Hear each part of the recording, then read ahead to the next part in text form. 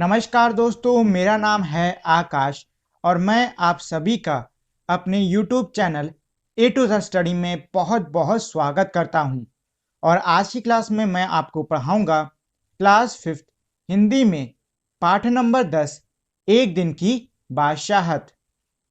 तो वीडियो को शुरू करने से पहले अगर आप लोगों ने अब तक इस वीडियो को लाइक, शेयर और मेरे चैनल को सब्सक्राइब नहीं किया है तो पहले तो आप इस वीडियो को लाइक कर दो, शेयर कर दो और साथ ही में मेरे चैनल को सब्सक्राइब भी कर दो। और अगर आप लोगों ने अब तक मेरे टेलीग्राम चैनल को भी ज्वाइन नहीं किया है तो प्लीज़ आप लोग जाके उसको भी ज्वाइन कर लीजिए, क्योंकि मेरे यूट्यूब चैनल पर आने वाले जितने भी वीडियो होते हैं उनके जो पीडीएफ हैं वो आपको मेरे टेलीग्राम चैनल पर ही मिलेंगे। तो अगर आप लोगों ने अब तक टेलीग्राम को ज्वाइन नहीं किया है तो जाके आप उसको भी ज्वाइन कर लो। आरिफ सलीम, चलो फौरन सो जाओ, अम्मी की आवाज़ एंड उस वक्त आती थी जब वे दोस्तों के साथ बैठ कव्वाली गा रहे होते थे या फिर सुबह बड़े मज़े में आइसक्रीम खाने के सपने देख रहे होते कि आपा झंझोर कर जगा देती, जल्दी उठो स्कूल का वक्त हो गया है। देखिए, ये जो हमारा पाठ है ये दो बच्चे जिनका नाम है आरिफ और सलीम उनके ऊपर है। ठीक है, तो ये जो दो बच्चे हैं आरिफ और सलीम, ये कह रहे हैं कि जब हम शाम को दोस्तों के साथ में बैठकर कव्वाली गा रहे होते हैं तब हमारी मम्मी मतलब हमारी अम्मी यानी कि हमारी माँ हमसे ये कहती हैं कि अब चलो आरिफ सलीम तुम दोनों जल्दी से सो जाओ। या फिर सवेरे के समय जब ये दोनों बच्चे सपने में आइसक्रीम आइसक्रीम खाने वाला सपना देख रहे होते हैं कोई बढ़िया सा, तब इनकी जो आपा हैं मतलब इनकी जो बड़ी बहन है वो इनको झिंझोर कर जगा देती हैं और कहती हैं आरिफ सलीम जल्दी उठो स्कूल का वक्त हो गया है। दोनों की मुसीबत में जान थी। अब इन सभी चीज़ों से जो दोनों थे बहुत परेशान रहते थे, इनकी मुसीबत में जान थी। हर वक्त पाबंदी, हर वक्त तकरार, क्योंकि इन पे हर वक्त पाबंदियां लगती रहती थी और हर वक्त इनको हर कोई सुनाता रहता था। अपनी मर्जी से चू भी ना कर सकते थे और इनको इनके घर में इनकी मर्जी से बोलने भी नहीं दिया जाता था बिल्कुल भी। कभी आरिफ को गाने का मूड आता तो भाईजान डांटते, चुप होता है या नहीं। मतलब यह है कि कभी इसमें कह रहे कि आरिफ को घर में गाना गाने का मन करता तो इनके जो भाईजान हैं मतलब इनके जो बड़े भाई हैं वो डांट के चिल्ला के उससे कहते कि चुप होते हो या फिर नहीं। हर वक्त मेंढक की तरह टर्राए जाता है और इसके भाई ये भी कहते कि तुम हर वक्त मेंढक की तरह बस टर टर करते रहो। बाहर जाओ तो अम्मी पूछती बाहर क्यों गए, और अगर ये लोग बाहर जाते हैं खेलने के लिए या किसी और काम के लिए तो अम्मी ये कहती हैं कि तुम लोग बाहर क्यों जा रहे हो, अंदर रहो। तो दादी चिल्लाती हाय मेरा दिमाग फटा जा रहा है शोर के मारे, अजी रजिया जरा इन बच्चों को बाहर हाँक दे। और अगर घर के अंदर रहते तो इनकी जो दादी हैं वो चीखने चिल्लाने लग जाती कि हाय मेरा तो दिमाग फटा जा रहा है शोर के मारे। रजिया, रजिया इनकी माँ का नाम है। तो वही कह रही कि अरे रजिया जरा इन बच्चों को बाहर हाँक दो, जैसे जानवरों को नहीं हाँकते हैं वैसे हाँकने की बात कही जा रही है यहाँ पर। जैसे बच्चे ना हुए मुर्गी के चूजे हो गए, मतलब यही है कि ऐसे इनकी दादी कहती थी कि मानो ये लोग बच्चे ना हो मुर्गी के बच्चे मतलब मुर्गी के चूजे यानी मुर्गी के छोटे छोटे बच्चे हो गए। दोनों घंटों बैठकर इन पाबंदियों से बच निकलने की तरकीब सोचा करते। ये जो दोनों बच्चे हैं आरिफ और सलीम, ये घंटों घंटों बैठकर यही सोचते कि किस तरीके से हम इन पाबंदियों से निकल सकें। उन दोनों से तो सारे घर को दुश्मनी हो गई थी और इन दोनों बच्चों को यानी कि आरिफ और सलीम को ऐसा लगता था कि इनसे इनके पूरे घर की मानो दुश्मनी है। लिहाजा दोनों ने मिलकर एक योजना बनाई। इसीलिए दोनों ने एक साथ में मिलकर एक तरकीब निकाली, एक योजना बनाई और अब्बा की खिदमत में एक दरखास्त पेश की। और ये अपने अब्बा यानी कि पिता के पास गए और उनके सामने जाके इन्होंने एक दरखास्त मतलब एक रिक्वेस्ट यानी एक प्रार्थना रखी कि एक दिन उन्हें बड़ों के सारे अधिकार दे दिए जाएं और सब बड़े छोटे बन जाएं। और उन्होंने अपने अब्बा यानी कि पिता के सामने ये कहा कि एक दिन के लिए ये जो दो बच्चे हैं आरिफ और सलीम, इनको बड़ों के सारे अधिकार दे दिए जाएं और जो बड़े हैं उनको मतलब वो एक दिन के लिए सबके सब छोटे बन जाए, मतलब जैसे छोटों के साथ में बर्ताव होता है वैसे ही बड़ों के साथ में भी हो। कोई जरूरत नहीं उधम मचाने की, अम्मा ने अपनी आदत के अनुसार डांट पिलाई। मतलब ये है कि जब ये दोनों बच्चे अपने अब्बा से ये अपनी बात रख रहे थे, तो ये सुन के जो इनकी अम्मा है, मतलब जो इनकी अम्मी है, जो इनकी माँ है, उन्होंने एकदम से इन पे डांटा और कहा कि कोई जरूरत नहीं है तुम लोग को ये सब शैतानी करने की। लेकिन अब्बा जाने किस मूड में थे कि ना सिर्फ मान गए बल्कि यह इकरार भी कर बैठे कि कल दोनों को हर किस्म के अधिकार मिल जाएंगे। और इनके जो अब्बा थे, वो उनके जो पिता थे, वो पता नहीं कौन से मूड में थे, उन्होंने हाँ कह दिया। मतलब उन्होंने ये कहा कि ठीक है, कल के दिन तुम दोनों को बड़ों के अधिकार मिलेंगे और जितने बड़े हैं वो सब के सब छोटे बन जाएंगे। अभी सुबह होने में कई घंटे थे कि आरिफ ने अम्मी को झिंझोड़ डाला, अम्मी जल्दी उठिए, नाश्ता तैयार कीजिए। मतलब ये है कि अगले दिन हुआ और अगले दिन सुबह होने में कुछ घंटे बाकी थे कि जो आरिफ था ये अपनी अम्मी यानी कि माँ के पास गया और उनको झिंझोड़ा, मतलब कि खूब हिला के उसने एकदम से उठा दिया और कहा कि अम्मी जल्दी उठिए, नाश्ता तैयार कीजिए, नाश्ता यानी कि सुबह का खाना तैयार कर दीजिए। अम्मी ने चाहा कि एक झापड़ रसीद कर सो जाएं। अब सीधी सी बात है, आप सो रहे हो, आपको कोई उठा देगा तो आप गुस्सा आ जाओगे। तो वही सेम चीज इनकी अम्मी के साथ में भी हुई। अम्मी ने इनकी यही सोचा कि एक जोर का थप्पड़ इसको आरिफ को मार के इनकी अम्मी दोबारा सो जाएं। मगर याद आया कि आज तो उनको उनके सारे अधिकार छीने जा चुके हैं। लेकिन तभी इनकी अम्मी को ये चीज याद आई कि आज के दिन के लिए जो बड़े हैं उनके सारे के सारे अधिकार छीने जा चुके हैं। फिर दादी ने सुबह की नमाज पढ़ने के बाद दवाएं खाई और बादाम का हरीरा पीना शुरू किया। और इसके बाद में जो इनकी दादी थी, उन्होंने सुबह की नमाज पढ़ी और फिर उन्होंने अपनी दवाई खाई और दवाओं के बाद में उन्होंने बादाम का हरीरा, हरीरा हमारा दूध में मिला, मतलब दूध में बादाम वादाम मिला के बनता है, तो वही कह रहे हैं, उन्होंने बादाम का हरीरा पीना शुरू किया। तो आरिफ ने उन्हें रोका, तो अपनी दादी को हरीरा पीते हुए आरिफ ने उनको रोका और कहा, तौबा है दादी, मतलब तौबा तौबा बोला, कितना हरीरा पिएंगी आप, पेट फट जाएगा। और दादी ने हाथ उठाया मारने के लिए। अब ये जो आरिफ है ये एकदम से बोल पड़ा कि अरे दादी कितना हरीरा पियोगी, पेट फट जाएगा हरीरा पीने लग जाओगी तो। अब ये सुन के जो दादी हैं उनको गुस्सा आ गया और उन्होंने आरिफ को मारने के लिए हाथ उठाया। नाश्ता मेज पर हाथ उठाया, हाँ, नाश्ता मेज पर आया तो आरिफ ने खानसामे से कहा, अंडे और मक्खन वगैरह हमारे सामने रखो, दलिया और दूध बिस्किट इन सबको दे दो। मतलब ये है कि अब यहाँ से डायरेक्ट नाश्ता टेबल पे कहानी पहुंच गई है। और यहाँ पे क्या है कि नाश्ते की मेज पर जब नाश्ता आया तो उन्होंने खानसामा से, खानसामा यानी कि जो बावर्ची है, उससे ये कहा कि जो अंडा और मक्खन है वो सब मेरे सामने और हमारे सामने, मतलब मेरे और मेरे भाई सलीम के सामने रख दो, और बाकी जो दलिया दूध बिस्किट है वो तुम इन सबको यानी कि घर के बाकी लोगों को दे दो। आपा ने कहर भरी नजरों से उन्हें घूरा। अब ये सुन के जो इनकी आपा बड़ी बहन थी, उन्होंने कहर भरी नजरों से यानी कि गुस्से भरी नजरों से इन दोनों को घूरा, मगर बेबस थी क्योंकि रोज की तरह आज वह तरमाल अपने लिए नहीं रख सकती थी। लेकिन वो आज इनकी जो आपा है, मतलब बड़ी बहन है, वो बेबस हैं। क्यों बेबस हैं? क्योंकि रोज की तरह आज वो तरमाल नहीं खा सकती। देखो, तरमाल का मतलब होता है बहुत ही बढ़िया बढ़िया खाना, ठीक है? तो बहुत ही बढ़िया बढ़िया आज नहीं खा सकती थी। सब खाने बैठे। अब इसके बाद में सब लोग खाने के लिए बैठ गए तो सलीम ने अम्मी को टोका, अम्मी जरा अपने दांत देखिए, पान खाने से कितने गंदे हो गए हैं।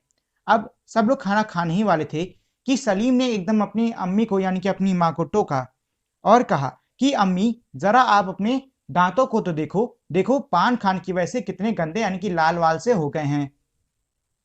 मैं तो दांत मांज चुकी हूँ, अम्मी ने टालना चाहा। अब जो इनकी अम्मी है उन्होंने इस बात को टालनी चाहिए और उन्होंने कहा कि मैं अपने दांत मांज चुकी हूँ। नहीं, चलिए उठिए। अम्मी निवाला तोड़ चुकी थी मगर सलीम ने जबरदस्ती कांधा पकड़कर उन्हें उठा दिया। अब इसके मतलब ये बात सुनने के बाद भी जो ये था सलीम, ये माना नहीं और इसने कहा कि नहीं अम्मी आप उठिए, और जबरदस्ती इसने अपनी अम्मी का कांधा पकड़ के उनको उठाया और फिर वो ले गया। अम्मी को गुसल खाने में जाता देख सब हंस पड़े। अब इनकी जो अम्मी है, जो इनकी माँ है, उनको गुसल खाने यानी कि बाथरूम में जाता देखकर हर कोई हंस दिया। जैसे रोज सलीम को जबरदस्ती भगा के हंसते थे, जैसे रोज लोग सलीम के ऊपर हंसते थे, आज इनकी अम्मी के ऊपर हंस रहे हैं। फिर वह अब्बा की तरफ मुड़ा। अब अपनी अम्मी की खैर लेने के बाद में जो सलीम है वो अपनी मतलब अपने पिता की तरफ मुड़ा। जरा अब्बा की गत देखिए, और उसने कहा कि जरा अब्बा आप अपनी गत देखो, मतलब आपकी कैसी हालत है वो देखिए। बाल बड़े हुए हैं, शेव नहीं की, कल कपड़े पहने थे और आज इतने मैले कर डाले। आपके बाल बहुत बड़े हो गए हैं, आपने शेव भी नहीं की हुई है, और कल जो आपने कपड़े पहने थे उनको आज आपने कितना गंदा कर दिया। आखिर अब्बा के लिए कितने कपड़े बनाए जाएंगे? और साथ ही में इसने ये भी कहा कि आखिर अब्बा के लिए यानी पिताजी के लिए कितने कपड़े बनाए जाएंगे?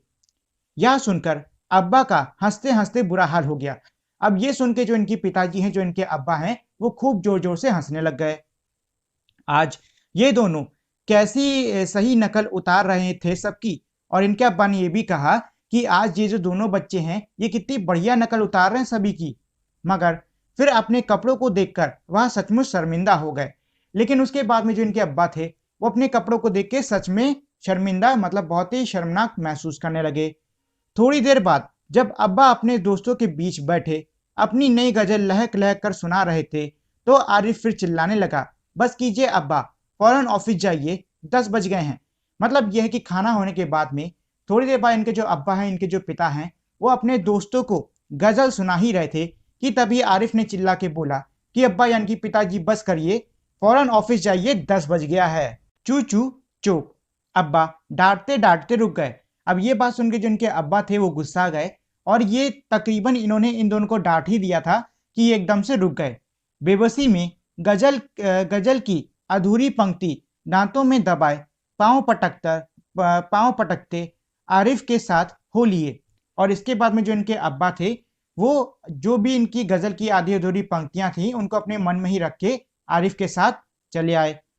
रजिया, जरा मुझे 5 रुपए तो देना। और आके इन्होंने अपनी पत्नी से यानी कि इनकी माँ रजिया से कहा कि मुझे जरा 5 रुपए दे देना। अब्बा दफ्तर जाने को तैयार होकर बोले। जो इनके अब्बा यानी जो इनके पिताजी हैं वो ऑफिस जाने के लिए तैयार होकर बोले, 5 रुपए का क्या होगा, कार में पेट्रोल तो है। आरिफ ने तुनकर अब्बा जान की नकल उतारी।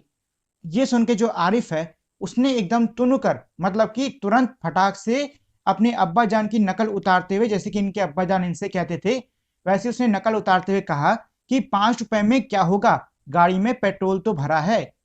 जैसे अब्बा कहते थे कि इकन्नी का क्या होगा, इसने उसी तरीके से बोला जैसे इनके अब्बा कहते थे कि इकन्नी का क्या होगा जब ये लोग इनके अब्बा से पैसे मांगते थे। जेब खर्च तो ले चुके। और इनके अब्बा ये भी कहते थे कि इकन्नी का क्या होगा, जेब खर्च तो तुम लोग ले चुके हो पहले ही। थोड़ी देर बाद खान सामा आया। बेगम साहब आज क्या पकेगा? थोड़ी देर बाद जो खान सामा यानी जो बावर्ची था वो आया और उसने आके पूछा, बेगम साहब यानी कि इनकी माँ से पूछा कि मालकिन आज बताइए खाने में क्या पकेगा? आलू गोश्त कबाब मिर्चे का सालन, अम्मी ने अपनी आदत के अनुसार कहना शुरू किया। और ये सुनते जो उनकी अम्मी थी उन्होंने आदत के हिसाब से बोलना शुरू कर दिया कि आलू बना लो, गोश्त बना लो, कबाब बना लो और मिर्ची का सालन बना लो। नहीं, आज ये चीजें नहीं पकेंगी। सलीम ने किताब रखकर अम्मी की नकल उतारी। आज गुलाब जामुन, गाजर का हलवा और मीठे चावल पकाओ। मतलब यह है कि ये सुनते ही जो सलीम था वो एक किताब पढ़ रहा था, उसने तुरंत उस किताब को रखा और अपनी अम्मी की तरह नकल उतारते हुए उसने बोला कि नहीं, आज ये चीजें नहीं पकेंगी, बल्कि आज गुलाब जामुन, गाजर का हलवा और मीठे चावल पकाओ। लेकिन मिठाइयों से रोटी कैसे खाई जाएगी? अम्मी किसी तरह सब्र कर सकी। मतलब ये कि अम्मी ने किसी तरीके से अपने गुस्से को रोकते हुए बोला कि ये बताओ मिठाइयों के साथ में भला रोटी कैसे खाई जाएगी? जैसे हम रोज सिर्फ मिर्चे के सालन से खाते हैं। दोनों ने एक साथ कहा। अब ये जो दोनों थे आरिफ और सलीम, इन्होंने साथ में कहा कि जैसे हम रोज मिर्चे के सालन के साथ में रोटी खाते हैं वैसे ही हम लोग आज मिठाई के साथ में रोटी खाएंगे। दूसरी तरफ दादी किसी से तू तू मैं किए जा रही थी। ओफो, दादी तो दादी तो शोर के मारे दिमाग पिघलाए दे रही हैं। आरिफ ने दादी की तरह दोनों हाथों में सिर थामकर कहा। और इनके जो दादी हैं वो दूसरी तरफ किसी से तू मैं में मतलब लड़ाई कर रही होंगी, कुछ बहस कर रही होंगी। फिलहाल इनकी दादी बहुत शोर कर रही थी। तो ये सुन के जो आरिफ है वो इनकी दादी की नकल उतारते हुए अपने सिर को पकड़कर बोलता है कि अरे ये दादी कितना शोर मचा रही हैं, ये तो मेरा सिर पिघला दे रही हैं शोर के मारे। इतना सुनते ही दादी ने चीखना चिल्लाना शुरू कर दिया, आज ये लड़के मेरे पीछे पंजे झाड़कर पड़ गए हैं। अब इतना सुनते ही जो इनकी दादी हैं वो खूब तेज चीखने चिल्लाने लग गई और कहने लग गई कि आज ये लड़के तो मेरे पीछे पंजे झाड़कर मतलब हाथ धोकर पीछे पड़ गए हैं। मगर अब्बा के समझाने पर खून का घूंट पीकर रह गई। लेकिन इनके जब अब्बा ने इनको समझाया मतलब इनकी दादी को समझाया तो ये खून का घूंट यानी कि अपना गुस्सा अपने अंदर दबाए रह गई। कॉलेज का वक्त हो गया तो भाईजान अपने सफेद कमीज में आरिफ सलीम से बचते दालन में आए। अब कॉलेज जाने का टाइम हो गया था इनके बड़े भाईजान का, तो वो सलीम और आरिफ से बचते बचाते किसी तरीके से दालन में आए। अम्मी, शाम को देर से आऊंगा, दोस्तों के साथ फिल्म देखने जाना है। और आके इन्होंने अपनी अम्मी यानी कि अपनी माँ से ये कहा कि अम्मी शाम को मुझे आने में देर हो जाएगी क्योंकि मुझे दोस्तों के साथ में फिल्म यानी कि पिक्चर देखने जाना है। खबरदार, आरिफ ने आंख निकालकर उन्हें धमकाया। अब ये बात जैसी आरिफ ने सुना मतलब आरिफ ने सुनी, वो तुरंत एकदम आंख निकालकर गुस्से में अपने बड़े भाई को देखकर उसने धमकाया, बोला खबरदार, कोई जरूरत नहीं है फिल्म देखने की, कोई जरूरत नहीं है। मतलब आरिफ ने कहा कि आपको पिक्चर विक्चर देखने की कोई जरूरत नहीं है, इम्तिहान करीब है मतलब पेपर करीब आ चुका है और हर वक्त सैर सपाटे में गुम रहते हैं आप। आपका पेपर यानी परीक्षा करीब आ गई है लेकिन आप पढ़ने लिखने की बजाय हर वक्त सैर सपाटा यानी घूमते घामते रहते हो। पहले तो भाईजान एक करारा हाथ मारने लग के, मतलब यह है कि ये सुनते इनके जो बड़े भाईजान हैं वो गुस्से में पहले तो इसको मारने के लिए आगे आए, फिर कुछ सोचकर मुस्कुरा पड़े और फिर वो कुछ सोचने लग गए और फिर इनके भाई मुस्कुराने लग गए।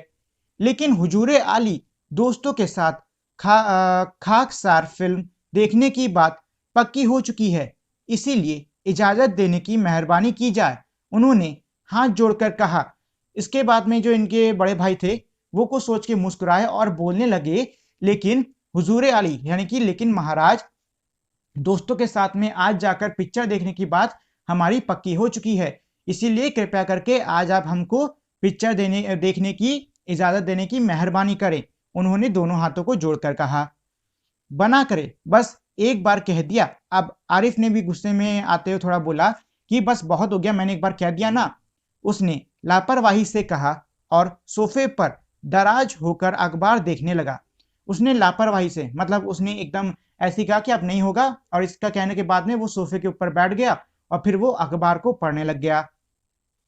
उसी वक्त आपा भी अपने कमरे से निकली। उसी टाइम जिस टाइम ये अपने बड़े भाई को कह रहा था तभी इनकी जो बड़ी बहन है जो आपा है वो भी अपने कमरे से बाहर आई। एक निहायत भारी साड़ी में लचकती लटकती बड़े ठाट में कॉलेज जा रही थी और एक निहायत भारी साड़ी मतलब एक ऐसी साड़ी इसमें बहुत ही ज्यादा मात्रा में कढ़ाई वढ़ाई थी, खूब चमकती धमकती साड़ी थी, उसको खूब पहन के लचक लटक के इनकी जो बहन है खूब ठाट में कॉलेज जा रही थी।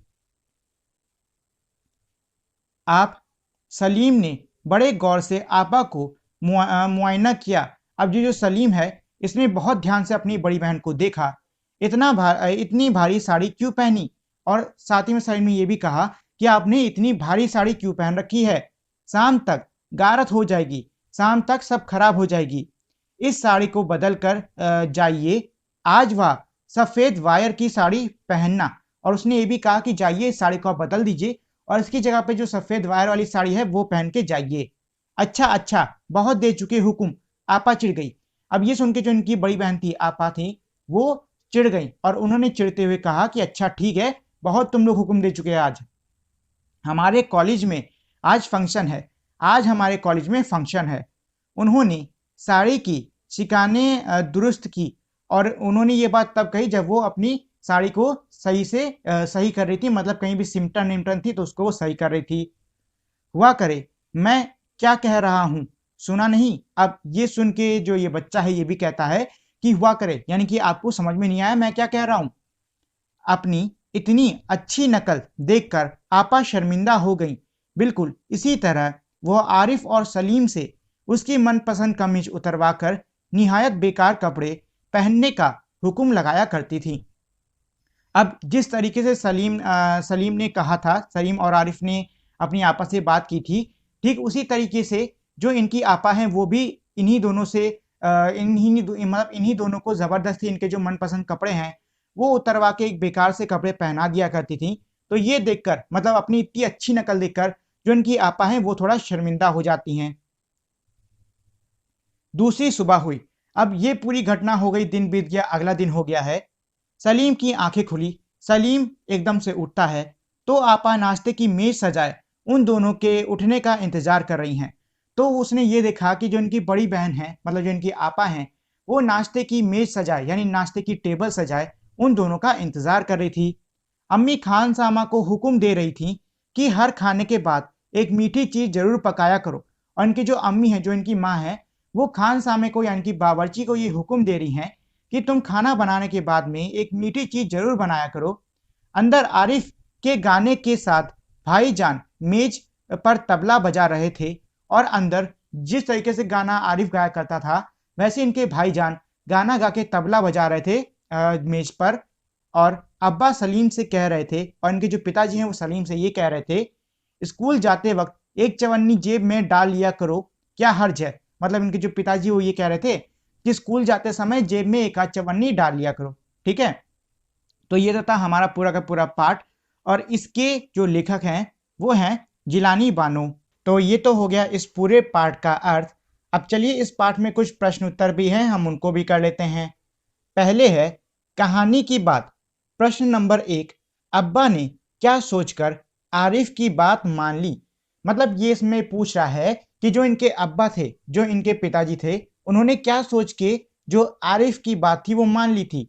तो इसका उत्तर होगा, अब्बा ने यह सोचा होगा कि बच्चों को भी अपनी बात रखने का मौका मिलना चाहिए।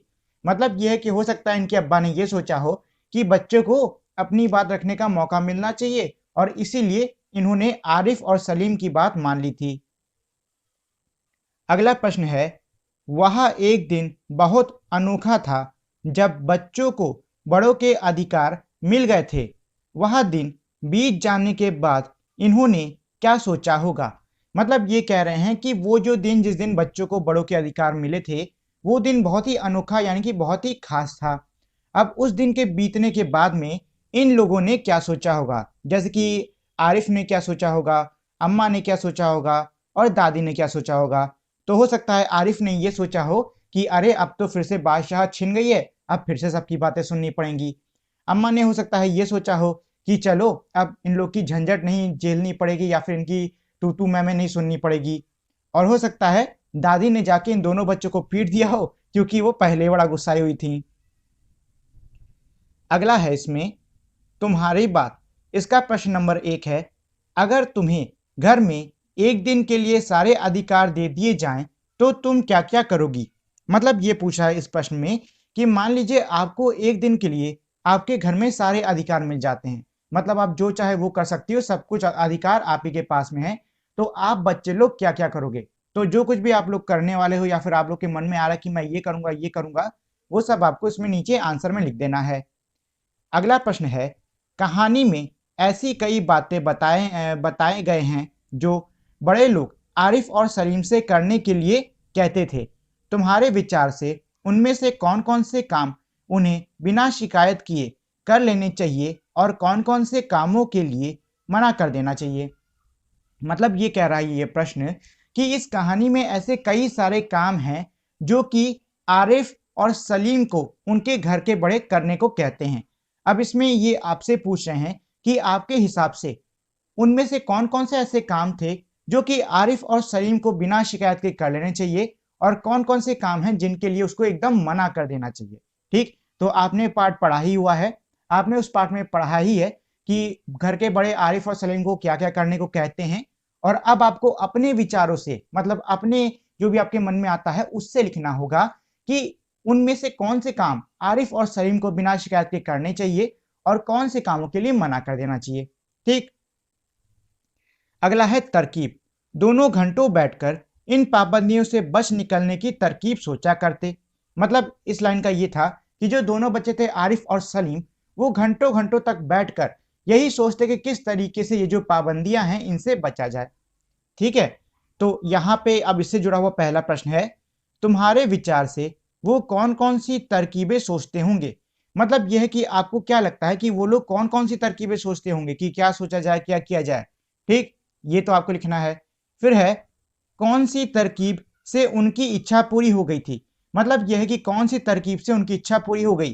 तो इसका उत्तर होगा, उन्होंने अब्बा के सामने दरखास्त पेश की कि एक दिन उन्हें बड़ों के सारे अधिकार दे दिए जाएं और सब बड़े छोटे बन जाएं। मतलब ये है कि जिस तरकीब ने काम किया था वो ये थी कि वो अब्बा के पास गए थे और अब्बा के पास जाने के बाद में उन्होंने एक दरखास्त पेश करी थी। उन्होंने ये कहा था कि अब्बा, एक दिन के लिए घर के जितने भी बड़े हैं वो छोटे बन जाएंगे और हमको सारे बड़ों के अधिकार मिल जाएंगे। तीसरा है, क्या तुम उन दोनों को किसी इस तरकीब से भी अच्छी तरकीब सुझा सकती हो। मतलब ये कह रहा है कि ये जो इन दोनों ने तरकीब सूझी थी, क्या आप इससे भी अच्छी कोई तरकीब आरिफ और सलीम को सुझा सकती हो। तो अगर उससे कोई अच्छी तरकीब आपके दिमाग में हो तो यहां नीचे आंसर में लिख दो। अगला है, अधिकारों की बातें। आज तो उन्होंने उनसे सारे अधिकार छीने जा चुके हैं। मतलब ये है कि इस लाइन का मतलब ये था कि आज घर के जितने भी बड़े थे उनके सारे के सारे अधिकार छीने जा चुके थे। अब इससे जुड़े हुए हमारे कुछ प्रश्न है। पहला प्रश्न है, अम्मी के अधिकार किसने छीन लिए थे। मतलब यह है कि जो इनकी अम्मी है उनके अधिकार किसने छीने थे। तो इसका आंसर होगा आरिफ और सलीम ने। अगला है, क्या उन्हें अम्मी के अधिकार छीनने चाहिए थे। मतलब यह है कि क्या उन दोनों बच्चों को अम्मी के अधिकार छीनने चाहिए थे, हाँ या नहीं। तो इसका जवाब होगा नहीं, उन्हें अम्मी के अधिकार नहीं छीनने चाहिए थे। और आखिरी है, उन्होंने अम्मी के कौन कौन से अधिकार छीने होंगे। मतलब जो आरिफ और सलीम थे उन दोनों ने अम्मी के कौन कौन से अधिकार छीने थे। तो मनचाहा खाना बनाने के अधिकार और डांटने का अधिकार इन दोनों ने अम्मी का छीन लिया था। अगला है बादशाहत। तो बादशाहत में पहला प्रश्न है, बादशाहत क्या होती है, चर्चा करो। मतलब ये कह रहे हैं कि बादशाहत का क्या मतलब होता है। तो देखो, बादशाहत का अर्थ होता है किसी जगह पर राज करना। मतलब ये है कि किसी जगह पर आपका राज चलेगा, मतलब आप जो कहोगे वैसा ही होगा, तो हम कहेंगे कि वहां पर आपकी बादशाहत है। ठीक है, अगला प्रश्न है, एक सेकंड, अगला प्रश्न है, तुम्हारे विचार से इस कहानी का नाम एक दिन की बादशाहत क्यों रखा गया है। तुम भी अपने मन से सोचकर कहानी का कोई शीर्षक दो। मतलब ये कह रहे हैं कि आपके विचार से ये जो कहानी है इसका नाम एक दिन की बादशाहत ही क्यों रखा गया है। अब आपको अपने मन से सोच के इस कहानी का कोई दूसरा शीर्षक देना होगा। तो ये मैंने आपके लिए यहाँ पे इसका आंसर दे दिया है, क्योंकि इस कहानी में दो बच्चों को एक दिन के लिए घर अपनी तरह से चलाने का अधिकार दे दिया गया है, जो कि किसी बादशाहत से कम नहीं। मतलब यही है कि इस कहानी का नाम एक दिन की बादशाहत इसलिए रखा गया क्योंकि इस कहानी में जो दो बच्चे हैं आरिफ और सलीम, उनको ये अधिकार दे दिया गया कि वो एक दिन के लिए घर को जैसे चाहे वैसे अपनी मर्जी से चला सकते हैं। इसीलिए इनको, मतलब ये जो पाठ है इसका नाम एक दिन की बादशाहत रखा गया है। ठीक, और रही बात इसमें कोई नाम देने की, तो आप कोई भी नाम दे सकते हो, जैसे कि दो बच्चों की सल्तनत या फिर दो बच्चों का राज, ऐसे करके आप कोई भी शीर्षक इसको दे सकते हो। अगला प्रश्न है, कहानी में उस दिन बच्चों को सारे बड़ों वाले काम करने पड़े थे, ऐसे में कौन एक दिन का असली बादशाह बन गया था। मतलब यह है कि कहानी में जिस दिन बच्चों को बड़ों के अधिकार मिले थे उस दिन उन दोनों को बड़ों के सारे काम भी करने पड़े थे। ऐसे में कौन था जो कि असली मायनों में बादशाह बन गया था। देखो, भले ही आरिफ और सलीम को बड़ों के काम करने पड़े हों, लेकिन उसके बावजूद जो वो चाहते थे वो उनको मिल गया था। मतलब वो एक दिन तक अपना हुक्म चला पाए थे पूरे घर में। तो मेरे हिसाब से तो आरिफ और सलीम ही असल मायने में उस दिन के बादशाह थे। अगला है तरमाल। रोज की तरह आज वो तरमाल अपने लिए ना रख सकती थी। इस लाइन का मतलब ये था कि जब जो ये दो लड़के हैं ये कहते हैं कि इनकी जो आपा हैं वो बेचारी बहुत बुरा फंसी थी, क्योंकि वो रोज की तरह अपने लिए तरमाल यानी कि बढ़िया खाना नहीं रख पाई थी। ठीक है, तो इसमें पहला प्रश्न है, कहानी में किन किन चीजों को तरमाल कहा गया है। मतलब ये कह रहे हैं कि कहानी में किन किन चीजों को तरमाल कहा गया है। तो कहानी में अंडे और मक्खन को तरमाल कहा गया है। ठीक है, जब मैं आपको पाठ पढ़ा रहा था तो बीच में एक लाइन आई थी, जब ये बच्चे कहते हैं कि अंडे और मक्खन हमारे सामने रख दो और दूध, दलिया और बिस्किट इन लोगों को दे दो। ठीक, तो इस कहानी में अंडे और मक्खन को तरमाल कहा गया है। अगला प्रश्न है, इन चीजों के अलावा और किन किन चीजों को तरमाल कहा जा सकता है। अब इसमें यह कह रहे हैं कि इन चीजों को अलावा, जो कि हमारे कहानी में बताए गए हैं अंडा और मक्खन, इनके अलावा किन और चीजों को तरमाल कहा जा सकता है। तो आपकी नजर में जो जो चीजें भी तरमाल हैं उन सबका नाम आपको यहाँ पे लिख देना है। अगला है, कुछ ऐसी चीजों के नाम भी बताओ जो तुम्हें तरमाल नहीं लगती। मतलब ये कह रहा है कि कुछ ऐसी चीजों के नाम बताओ जो कि तुमको बढ़िया यानी कि अच्छे नहीं लगते। तो जो भी चीज आपको अच्छी नहीं लगती उनके नाम यहां लिख दो। इन चीजों को तुम क्या नाम देना चाहोगी, सुनाओ। और ये कह रहा है कि अगर अच्छे अच्छे खाने को तरमाल कहते हैं तो जो भी खाना जो कि आपको नहीं पसंद है उसको आप क्या नाम दोगी। तरमाल की तरह कोई आपको नाम देना है, तो जो भी आप नाम देना चाहो यहां नाम लिख देना। ठीक, अगला है मनपसंद कपड़े। बिल्कुल इसी तरह वो आरिफ और सलीम से उनकी मनपसंद कमीज उतरवा कर निहायत बेकार कपड़े पहनने का हुक्म लगाया करती थी। देखो, ये लाइन भी हमारी कहानी में आई है। इसका मतलब ये है कि जो इनकी आपा हैं, जो बहन हैं, वो आरिफ और सलीम को रोज डांट कर उनके जो मनपसंद कपड़े हैं उनको उतरवा के एक बेकार सी कमीज पहना दिया करती थी। ठीक है, अब उसी से जुड़े हुए हमारे यहाँ पे कुछ प्रश्न है। पहला प्रश्न है, तुम्हें भी अपनी कोई खास कपड़ा सबसे अच्छा लगता होगा, उस कपड़े के बारे में बताओ, वह तुम्हें सबसे अच्छा क्यों लगता है। मतलब ये कह रहे हैं कि आपको भी कोई ऐसा कपड़ा होगा जो आपके पास में, जो कि आपको बहुत खास, मतलब बहुत ही अच्छा लगता होगा। आपको उस कपड़े के बारे में और बताना है और उस कपड़े में आपको सबसे बढ़िया चीज क्या लगती है वो बताओ। जैसे कि मान लो आपके पास में शेरवानी है, आपको बहुत पसंद है। ठीक, तो पहले तो आप यहाँ पे लिखोगे कि मुझे शेरवानी पसंद है, और फिर आपको उसमें जो भी अच्छा लगता है, जैसे कि आप लिख दो कि मुझे शेरवानी का दुपट्टा अच्छा लगता है, या फिर मुझे शेरवानी पे करी हुई कढ़ाई अच्छी लगती है। तो जो भी आपको चीज अच्छी लगती है यहाँ पे आप लिख दो। कौन कौन सी चीजें तुम्हें बिल्कुल बेकार लगती हैं। मतलब ये कह रहा है कि ऐसी कौन कौन सी चीजें हैं जो कि तुमको एकदम बिल्कुल अच्छी नहीं लगती, एकदम बेकार लगती हैं। जैसे कि पहनने की चीज, मतलब आपको ऐसी कौन सी पहनने की चीज है जो कि आपको एकदम बेकार लगती है, तो ऐसी कोई चीज हो यहाँ लिख दो। खाने पीने की चीज, ऐसी कौन सी खाने पीने की चीज है जो कि आपको एकदम बेकार लगती है, तो जो भी है उसको यहाँ लिख दो। करने का काम, ऐसा कौन सा काम है जो कि आपको करने में सबसे ज्यादा बेकार लगता है, उसको यहाँ लिख दो। और आखिरी है खेल, मतलब ऐसा कौन सा खेल है जो कि आपको सबसे ज्यादा बेकार लगता है, उसको यहाँ पे लिख दो। हल्का भारी, इतनी भारी साड़ी क्यों पहनी। यहां पर भारी साड़ी से क्या मतलब है। मतलब ये कह रहा है कि एक लाइन नहीं थी, बच्चा कहता है अपनी आपा से कि आपने इतनी भारी साड़ी क्यों पहन के रखी हुई है कि नहीं। तो यहाँ पे भारी साड़ी से क्या मतलब है, देखो यहाँ तीन ऑप्शन दिए हैं। पहला ये है साड़ी का वजन ज्यादा था, नहीं ये नहीं होगा। दूसरा है साड़ी पर बड़े बड़े नमूने बने थे, जी हाँ ये होगा। भारी साड़ी का मतलब ये है ऐसी साड़ी जिसपे बहुत बड़ी बड़ी कढ़ाई हो, मतलब बहुत बड़े बड़े नमूने बने हो। ठीक, अगला है भारी साड़ी, भारी अटैची, भारी काम, भारी बारिश। ऊपर भारी विशेषण का चार अलग अलग संज्ञाओं के साथ इस्तेमाल किया गया है।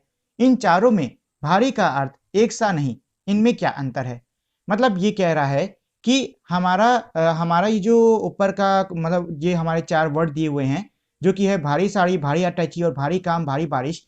इन चारों ही शब्दों में जो भारी है ना, इसका अलग अर्थ है। जैसे कि भारी साड़ी का मतलब है कि ऐसी साड़ी जिसमें बहुत ज्यादा कढ़ाई हो। भारी अटैची का मतलब है ऐसी अटैची जो कि बहुत ज्यादा भारी हो। अटैची का मतलब होता है बक्सा। भारी काम का मतलब यह है कि ऐसा काम जो कि बहुत ज्यादा कठिन और बहुत ज्यादा हो। और बारिश बारिश का मतलब यह है कि ऐसी वर्षा जो कि बहुत ही ज्यादा हो। ठीक, तो यहां आप देख रहे हो हर भारी का अलग अलग अर्थ है। ठीक, इनमें क्या अंतर है, तो अंतर मैंने अभी आपको बता ही दिया कि भारी साड़ी का मतलब बहुत ज्यादा नमूने, भारी अटैची ये वजन वाला है, भारी काम ये ज्यादा काम पर है या फिर कठिन काम के लिए है, और भारी बारिश यानी कि ज्यादा वर्षा। ठीक है ना। अब इसमें अगला और आखिरी है, भारी की तरह हल्का का भी अलग अलग अर्थ में इस्तेमाल करो। अब ये कह रहे कि जैसे ऊपर भारी का इस्तेमाल हुआ है वैसे आपको हल्के का भी अलग अलग अर्थों में इस्तेमाल करना होगा। जैसे कि आप चाहो तो हल्की साड़ी, हल्की अटैची, हल्का काम या फिर हल्की बारिश, ऐसे इसको लिख सकते हो। ठीक है ना। तो ये तो हो गया हमारे आज का ये पूरा का पूरा पार्ट। अगर आपको इस पार्ट से जुड़ा हुआ कोई भी प्रश्न है तो आप मुझे कमेंट करके पूछ सकते हो। तो आज के लिए इतना ही, और अगर आप लोगों ने अब तक मेरी इस वीडियो को लाइक, शेयर और मेरे चैनल को सब्सक्राइब नहीं किया है तो इस वीडियो को लाइक कर दें, शेयर कर दें और साथ ही मेरे चैनल को सब्सक्राइब कर दें। तो इसी के साथ में हमारी आज की वीडियो यहीं पे खत्म होती है। मिलते हैं हम लोग अपनी अगली वीडियो में, तब तक के लिए नमस्कार।